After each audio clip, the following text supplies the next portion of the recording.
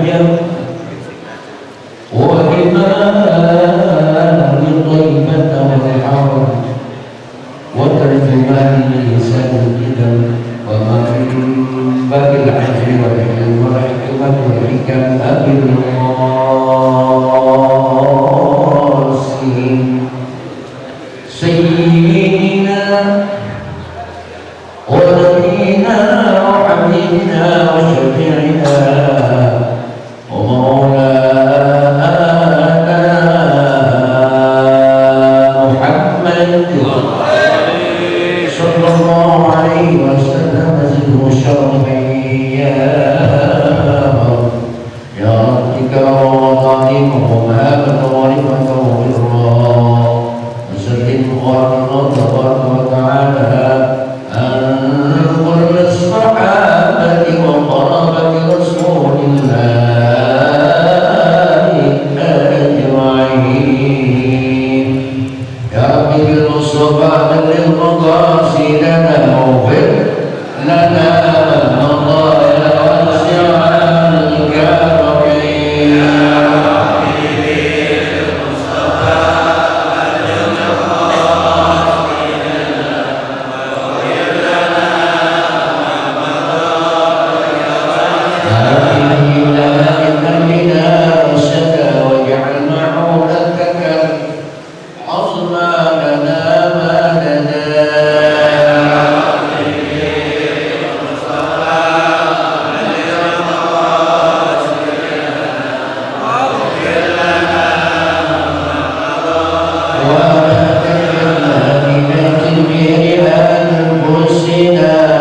فالنفس تعجز عن إصلاح ما فسدا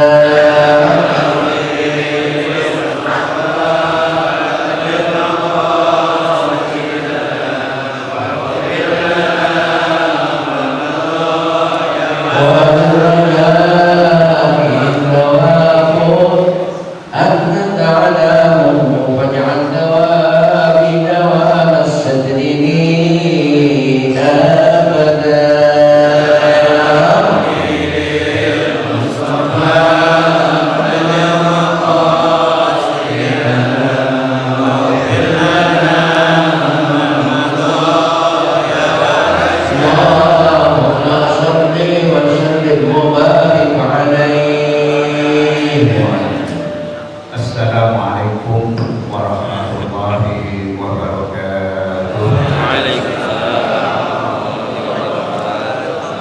Bismillahirrahmanirrahim. Alhamdulillahilladzi 'allama al-insana 'allama ma lam ya'lam. Asyhadu an la ilaha illallah wahdahu la syarika lahu al-khaliqul ma'bud wa asyhadu anna Muhammadan abdullahi wa rasuluh as-sadiqul ma'bud. Ballagha risalah wa adda al-amanah wa nasaha al-ummah wa tarakahum ala mahajjatil bayda kitabullah wa sunnata rasulih. Allahumma shalli ala sayyidina wa habibina wa syafi'ina wa maulana Muhammad wa ala alihi wa sahbihi wa tabi'in wa tabi'in tabi'in wa man tabi'ahum bi ihsanin ila yaumil din. Amma ba'du. Rabbi shrah li sadri wa yassir li amri wa hlul 'uqdatam min lisani yafqahu qawli. Subhanaka la ilma lana illa ma 'allamtana innaka antal alimul hakim. Rabbana zidna ilman wa alhiqna bis-shalihin.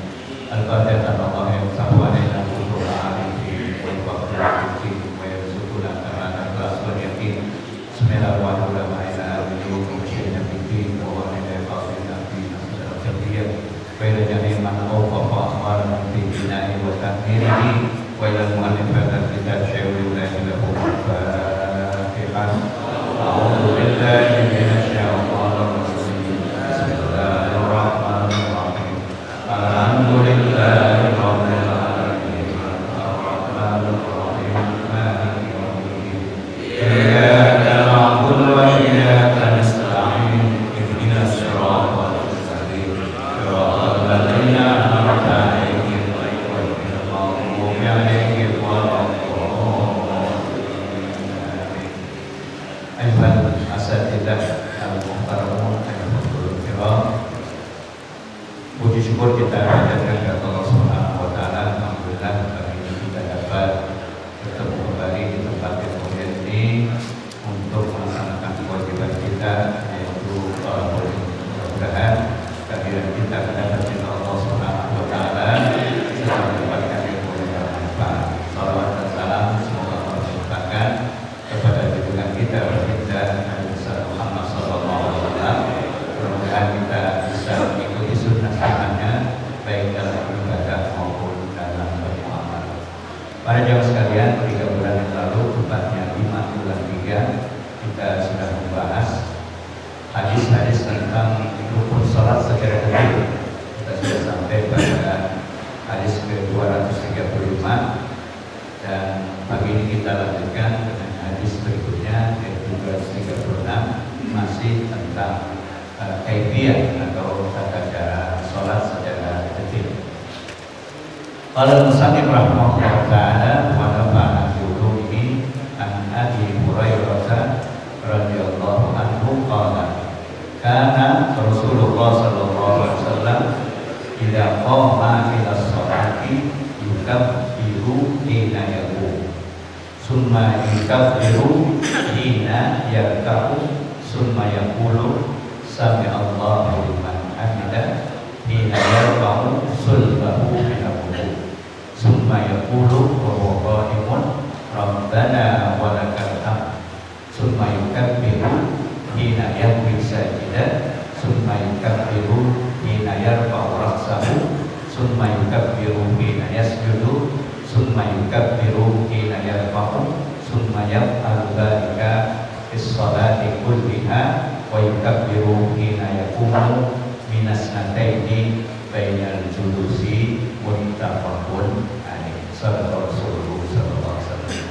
Jadi para jamaah sekalian, dari segi hadisnya, hadis ini lengkap dengan sanadnya, yaitu yang menerima hadis ini adalah Abu Hurairah radhiyallahu anhu, yaitu seorang yang sangat dekat kepada Rasulullah sehingga begitu banyak hadis-hadisnya kita dapat. Yang bernama Abdurrahman bin Sakhar, karena cinta senang kepada anak kucing disebut Abu Hurairah, namanya Abdurrahman bin Sakhar. Itu kita sebut dengan mata rantai atau sanad yang akan menghubungkan nanti pada yang mentadwin atau mencatat di sini. Tadi disebutkan di ujungnya muttafaqun alaih. Ini istilah dalam ilmu hadis, masalah hadis, bahwa di sini diriwayatkan oleh 2 perawi hadis terkemuka, yaitu Imam Al-Bukhari dan Imam Muslim. Artinya hadis yang sahih dan kuat. Nah, di tengah-tengahnya yang kita sebut dengan matan, inti dari hadis. Nah, jadi kata sahabat Rasulullah yang bernama Abu Hurairah ini, beliau berkata, karena Rasulullah sallallahu alaihi wasallam, bahwa Nabi sallallahu alaihi wasallam idza qama ila shalah. Jadi apabila beliau melaksanakan salat, menegakkan salat, mengerjakan salat, yukabbiru hina yaqum. Beliau yang pertama kali adalah yang beliau lakukan adalah bertakbir ketika akan melaksanakan salat. Yang kita sebut takbir apa namanya?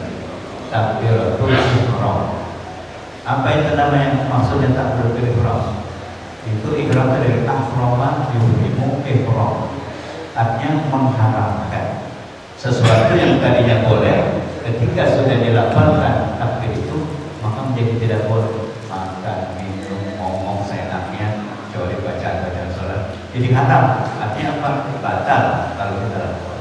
Sama seperti halnya orang mau haji maupun umroh. Jadi pertama kali dilakukan apa? Pakai ihram. Artinya dengan dia berihram dan niat ihram untuk haji atau umroh, maka yang tadinya boleh menjadi haram. Apa itu? Misalnya memutih kuku, mencukur rambut, pakai wangi-wangian, berhubungan suami istri, kan tadinya boleh. Tapi ketika dia ihram menjadi haram. Artinya menjadi haram dia lakukan. Artinya dia kalau dia lakukan berarti dia harus kena denda yang kita sebut dengan denda. Sampai kapan tuh pengharaman itu? Kalau dalam ibadah haji dan umrah sampai tahallul. Tahallul itu apa? Menghalalkan kembali. Dihalalkan kembali yang tadinya boleh. Nah kalau sholat tahallulnya adalah salam. Jadi kalau kita salam maka ngomong, bicara, makan, minum menjadi halal. Nah maka yang pertama kali dilakukan Rasulullah adalah takbiratul ihram. Dan takbir yang mengharamkan sesuatu yang tadinya boleh. Itu terus berlanjut pengharaman itu sampai salam. Nah antara salam dan antara takbiratul ihram dengan salam itulah yang disebut sholat. Nah jadi yukabbiru hina yaqum. Jadi ketika beliau akan memulai sholat bertakbir, yaitu Allahu Akbar. Nah perlu diingat bahwa takbir yang tadi disebutkan dalam hadis itu beda hukumnya. Ada dua kategori. Ada yang wajib yang merupakan rukun sholat, yaitu takbir yang pertama yang kita sebut takbiratul ihram. Dan ini kategorinya adalah rukun qauli. Karena kita sudah sering jelaskan bahwa sholat itu ada tiga kategori kan. Ada rukun qalbi, rukun fi'li, ada rukun qauli. Jadi itu harus diperhatikan. Rukun qalbi yaitu kerjaan hati, yaitu niat. Jadi niat itu kerjaan hati. Apa yang kita sebut usolli atau nawaitu itu namanya talaffuz bin niat, bukan niat. Jadi jangan menganggap kalau udah usolli niat itu udah beres. Usolli itu talaffuz bin niat yang menurut mazhab Syafi'i hukumnya sunnah. Nah, sunnah. Tapi yang masuk kategori rukun yang kita sebut rukun qalbi itu adalah apa yang kita niatkan dalam hati kita ketika kita membaca usolli fardu saudara kata astagfirullahaladzim Muhammad ta'ala. Itu namanya talaffuz bin niat di luar sholat. Kemudian ketika Allahu Akbar di sebelah tempatnya niat, yang kata Rasulullah, an-niyatu mahalluha qalbu. Niat itu tempatnya di dalam hati. Nah, jadi yukabbir itu tadi bertakbir yang kita sebut dengan takbiratul ihram. Takbir yang pertama itu hukumnya rukun ya, masuk kategori rukun yang wajib kita laksanakan, dan rukunnya rukun qauli, ucapan. Jadi tidak boleh dalam hati, harus dilafalkan Allahu Akbar. Nah sedangkan yang lain takbir intiqal, peralihan dari satu rukun ke rukun lain, itu hukumnya apa? Sunnah. Nah, sunnah yang kita akan jelaskan. Tapi yang pertama itu harus dilafalkan. Jangan ya nggak sah. Meskipun niatnya ada, tapi takbirnya nggak ada kan. Angkat tangan itu bukan rukun, dia sunnah kan. Dia jangan yang rukun dikerjakan, yang wajib enggak. Nah, itu perlunya kita mengkategorikan, mengklasifikasikan ini yang rukun, ini yang sunnah. Jangan sampai kemudian yang sunnah dilakukan, justru yang rukun tidak dikerjakan, karena tidak sah sholatnya. Nah, perlunya kita membagi-bagi, mengetahui bagian itu. Meskipun dalam pelaksanaannya dia bergabung. Nah itu. Jadi yang pertama adalah kata beliau, idza qama ila shalat yukabbiru hina yaqum. Jadi beliau bertakbir, melafalkan, mengucapkan takbir Allahu Akbar ketika akan melaksanakan sholat, ketika memulai sholat. Maka ketika kita takbir itu sebenarnya ada tiga rukun di situ. Itu apa? Niat, takbir, dan berdiri. Bagi orang yang mampu, kalau yang nggak mampu sampai duduk. Nah itu satu kali kita lakukan, berarti tiga rukun dikerjakan. Sama seperti orang berihram kan, berihram di miqat itu satu waktu dan tiga kali dilakukan. Pertama dia pakai ihram kan wajib, kemudian niatnya, kemudian rukun haji atau umroh, kemudian ya pelafalannya sunnah, kemudian yaitu membaca talbiyah segala macam, hukumnya sunnah. Meskipun ada yang mengatakan talbiyah yang pertama itu wajib ketika dia ihram. Nah itu. Nah kemudian yang pertama, nah ini yang pertama yang masuk kategori rukun yang harus wajib dilafalkan, diucapkan, tidak boleh di dalam hati. Kemudian summa yukabbiru hina yarka'u. Nah setelah dia apa namanya tadi takbir dia kemudian baca doa iftitah yang sunnah, kemudian baca Fatihah yang itu sudah jelaskan, kemudian disunnahkan baca surah, selesai, maka rukun berikutnya apa? Ruku. Nah, ketika ruku juga ada takbir. Summa yukabbiru hina yarka. Kemudian bertakbir lagi si musalli ini, orang yang sholat, ketika dia akan ruku. Nah, takbir ini hukumnya adalah sunnah. Yang kita sebut takbir apa namanya? Intikal, peralihan dari satu rukun ke rukun yang lain. Hukumnya sunnah.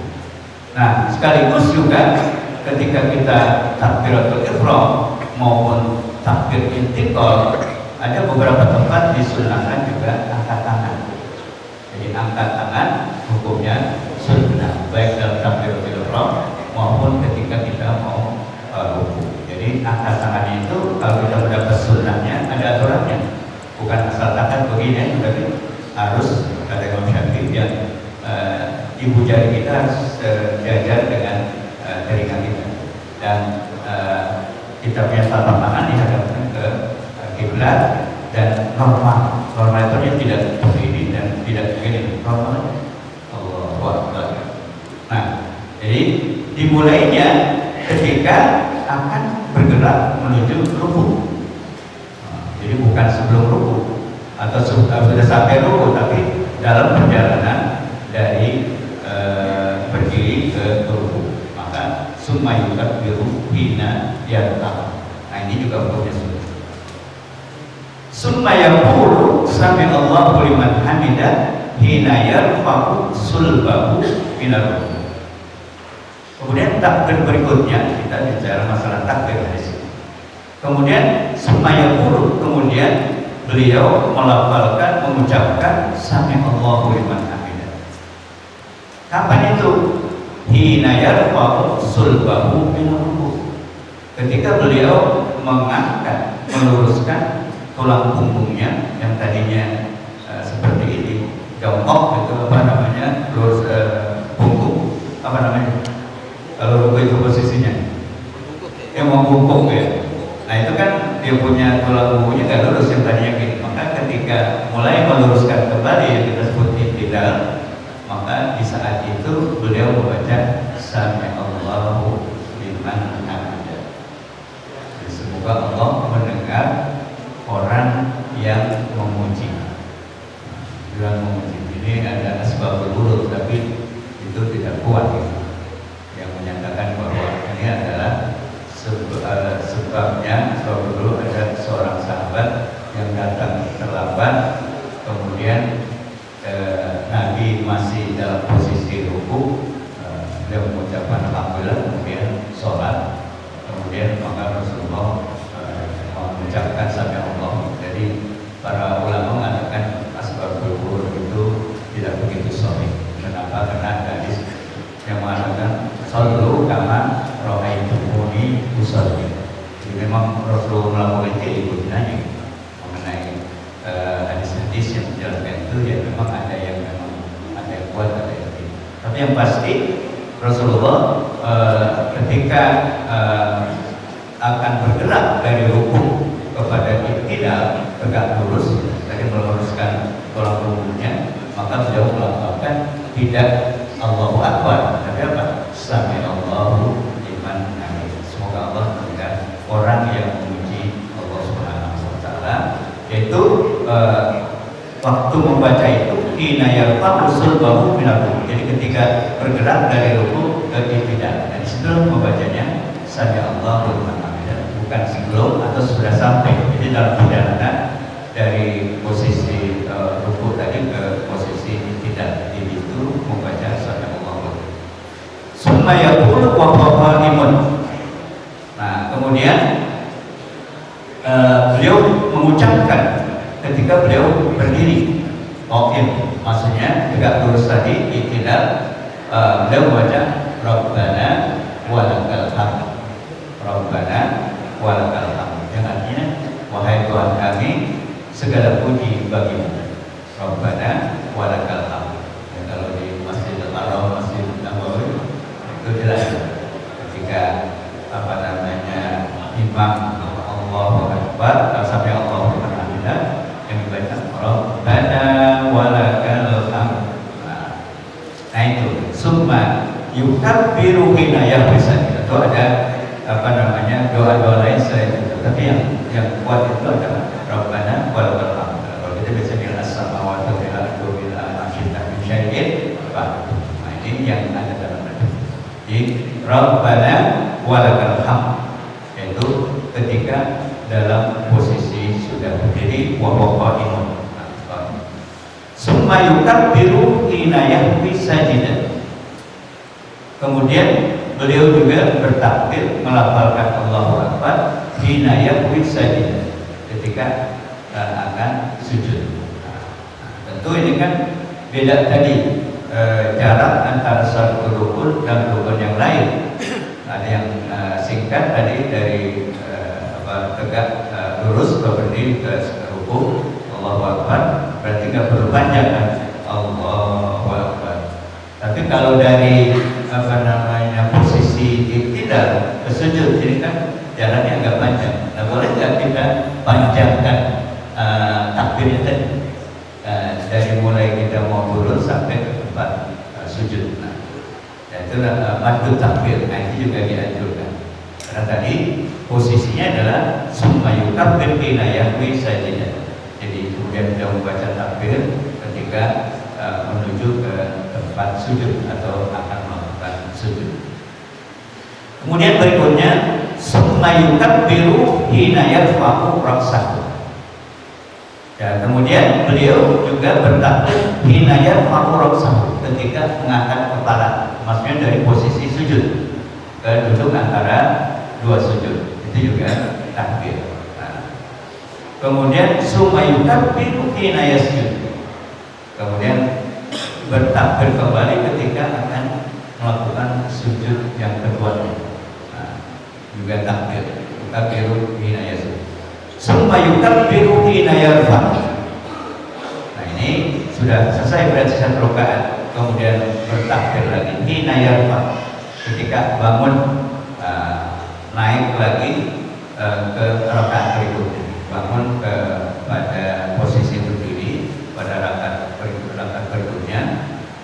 Di situ juga ada takbir. Nah itu tadi sama seperti akan sujud atau sujud ke berdiri kembali, itu waktunya agak lama, maka juga takbirnya dianjurkan untuk diperpanjang sampai kita pada posisi tidak tergabung. Nah, summa yaf'alu dzalika fis sholati kulliha. Kemudian beliau melakukan semua itu dalam setiap sholat. Jadi seperti itu. Dari mulai takbir takbiratul ihram, takbir ruku, kemudian baca sami Allahu liman hamidah ketika akan i'tidal, kemudian baca takbir lagi ketika akan sujud, kemudian dari sujud ke duduk antara dua sujud takbir lagi, kemudian dari duduk antara dua sujud ke sujud kedua juga takbir lagi, kemudian juga untuk melanjutkan rakaat berikutnya dari posisi setelah sujud itu ke posisi berdiri, kemudian juga baca takbir. Nah, kemudian beliau lakukan semua itu. Kemudian ada tambahan wa yukabbiru hina yaqumu minas nataini ba'da. Kemudian berikutnya adalah beliau juga bertakbir ketika berdiri, mau berdiri minas nataini. Jadi dari dari dua sujud ba'dal julus setelah duduk. Maksudnya minas nataini itu dari dua rakaat ba'dal julus setelah duduk. Ya kan kalau sholat yang lebih dari dua rakaat setelah tahiyat awal kan bangun lagi kan, lanjutkan juga takbir. Nah, para jamaah sekalian, ini adalah tata cara takbir. Nah, dari apa yang disebutkan tadi ada dua kategori, yang hukumnya rukun yaitu takbiratul ihram, yang berikutnya takbir intiqal, hukumnya sunnah. Nah, ini meskipun lafalnya sama tadi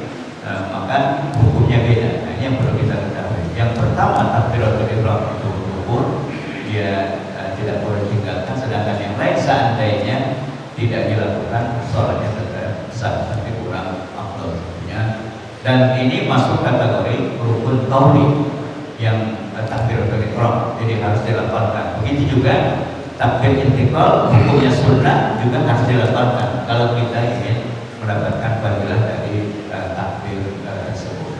Nah, kemudian rakaat-rakaat berikutnya sama dengan seperti itu. Kemudian disebutkan dalam hadis tadi oleh pengarang yang kita sebut dengan ilmu sunnah. Pertama, wujubu takbiratil ihram, yaitu wajibnya, hukumnya wajib takbiratul ihram, takbir yang pertama tadi memulai sholat. Kemudian yang kedua, wujubu takbiratil fi halatin naqli inda Ahmad wal jumhur ala dzalik. Jadi takbir yang lain yang kita sebut takbir intiqal itu di kalangan mazhab Imam Ahmad bin Hanbal itu hukumnya wajib juga. Wajib dilafalkan. Sedangkan jumhur mayoritas fuqaha termasuk di dalamnya Imam Syafi'i, mazhab Syafi'i itu hukumnya nadab atau sunnah atau sunnah. Kemudian berikutnya rukniyatul i'tidal fi kulli raf'in min ruku' aw sujud. Jadi juga i'tidal, jadi tegak lurus itu juga masuk kategori dari rukun salat yang harus dilakukan. Kemudian berikutnya istihbabul jam'i baina tasmi' wa tahmin lil imam wal munfarid. Jadi istihbabul jam'i dianjurkan untuk menghimpun, menggabung baina tasmi' wa tahmin, antara tasmi' dan tahmin. Tasmi' itu artinya sami Allahu liman hamidah. Itu namanya tasmi'. Ada kata-kata sami Allahu liman, sami Allahu liman. Dan tahmin, kalau secara harfiah tasmi' itu memperdengarkan, kalau tahmin itu memuji. Nah, itu keduanya disunahkan digabung. Maksudnya dua-duanya dilafalkan. Baik sami Allahu liman hamidah maupun Rabbana walakal hamd. Yang pertama namanya tasbih, yang kedua namanya tahmid. Itu dianjurkan, disunahkan keduanya digabung, maksudnya dua-duanya dibaca. Bagi siapa? Lil imam wal munfarid. Bagi yang membaca dua itu, baik imam, orang yang sholatnya berjamaah dari imam, wal munfarid, dan juga orang yang sholatnya sendiri, munfarid. Jadi dari imam wal munfarid itu oleh imam dan orang yang sholat sendiri. Kemudian bagaimana yang berikutnya? Kalau sholatnya berjamaah, kan yang baca itu sami Allahu liman hamidah. Nah, apakah makmum juga baca sami Allahu liman hamidah atau cukup baca Rabbana walakal hamd? Nah, di sini disimpulkan iktisarul makmum ala tahmid. Sedangkan makmum itu yang dianjurkan adalah tahmidnya, membaca Rabbana walakal hamd. Nah, imamnya yang membaca sami Allahu liman hamidah, kemudian makmumnya Rabbana walakal hamd. Tapi kalau kita sholat jadi imam atau sholat sendiri, dua-duanya digabung, baik sami Allahu liman hamidah atau Rabbana walakal hamd.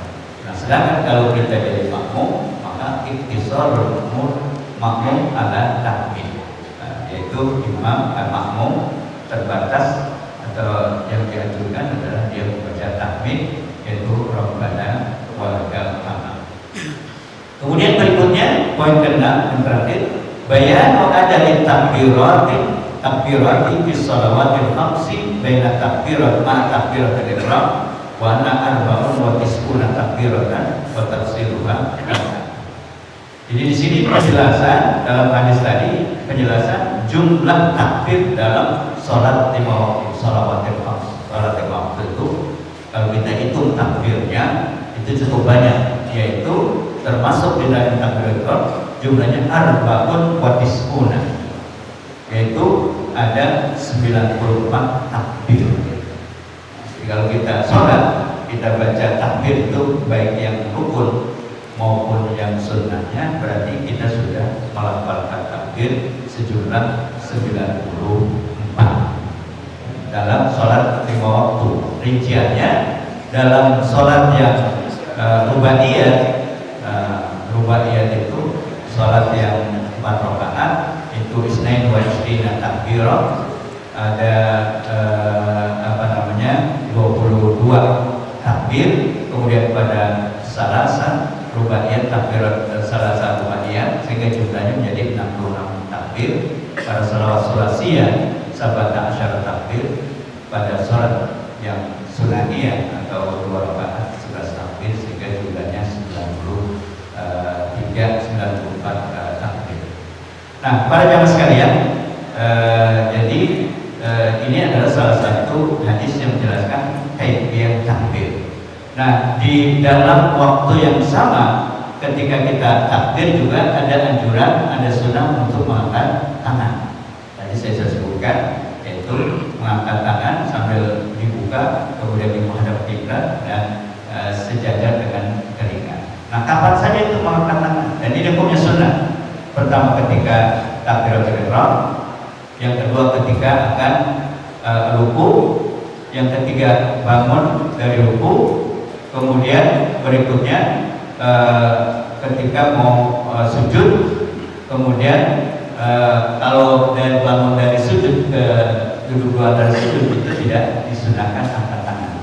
Itu ada 4. Kemudian ditambah satu lagi ketika sholatnya yang lebih dari 2, yaitu selain sholat subuh, maka untuk melanjutkan ke rakaat berikutnya, rakaat ketiga, maka juga dianjurkan di samping takbir adalah angkat tangan.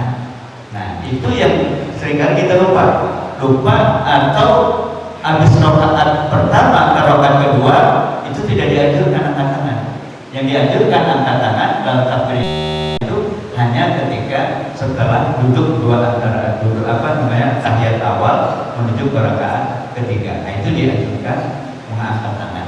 Jadi ada 4 tempat yang setiap rakaat, kemudian ada ya ditambah 5 disunahkan angkat tangan, itu selain sholat subuh. Karena sholat subuh kan cuma 2 rakaat, berarti gak ada ketiganya, maka dia cuma 4 sunnah angkat tangan. Nah, ini kadang-kadang yang kita kurang detail dalam angkat tangan, kita asal-asalannya gitu kan. Jadi kalau kita mendapat sunnah ya sebenarnya gitu, termasuk tadi bacaan takbirnya harus dilafalkan, terutama yang rukun, yang takbiratul ihram.